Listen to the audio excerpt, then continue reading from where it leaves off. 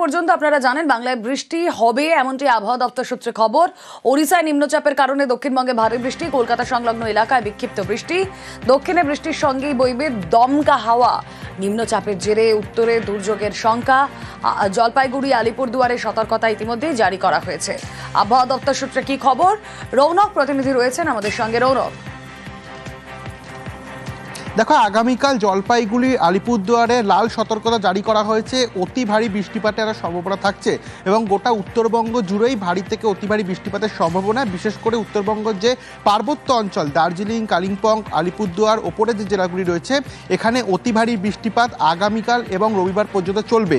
এছাড়া উত্তরবঙ্গের যে নিচের জেলাগুলি রয়েছে মালদা, দক্ষিণ দিনাজপুর, উত্তর দিনাজপুর, এই জায়গাগুলিতেও আগামীকাল ভারী বৃষ্টিপাতের সম্ভাবনা এবং এই বৃষ্টিপাত সোমবারের পর থেকে ধীরে ধীরে কমবে। দক্ষিণবঙ্গের ক্ষেত্রে বলা হয়েছে আজ দক্ষিণবঙ্গের পশ্চিমের জেলা থেকে শুরু করে উপকূলবর্তী যে অঞ্চলগুলি রয়েছে সেখানেও ভারী বৃষ্টিপাতের সম্ভাবনা রয়েছে এবং বীরভূমের ক্ষেত্রে অতি ভারী বৃষ্টিপাতের সম্ভাবনা থাকছে। শহর কলকাতার ক্ষেত্রে বৃষ্টিপাতের পরিমাণ কিছুটা কমবে।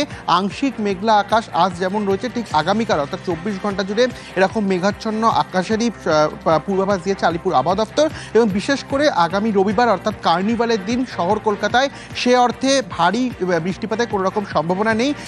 দুপুর থেকে বিকেলের মধ্যে হালকা 2-1 পশলা বৃষ্টিপাত হতে পারে। এছাড়া কিন্তু শহর কলকাতার ক্ষেত্রে সেরকম দুর্যোগপূর্ণ আবহাওয়ার কোনো রকম পূর্বাভাস দেওয়া হয়নি। যে নিম্নচাপ অবস্থান করছে উড়িষ্যা উপকূলে তা ইতিমধ্যে সুস্পষ্ট নিম্নচাপে পরিণত হয়েছে এবং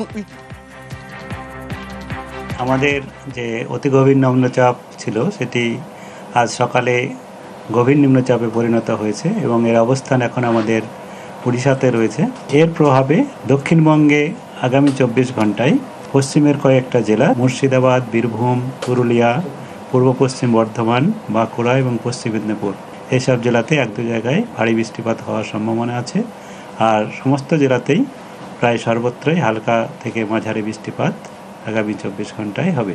24 ঘন্টা পরে আমাদের দক্ষিণবঙ্গে বৃষ্টিপাতের পরিমাণ আরও কমবে, তবে সর্বত্রই হালকা থেকে মাঝারি বৃষ্টিপাত বজ্রবিদ্যুৎ সহ এবং বজ্রপাত সহ হওয়ার সম্ভাবনা থাকছে।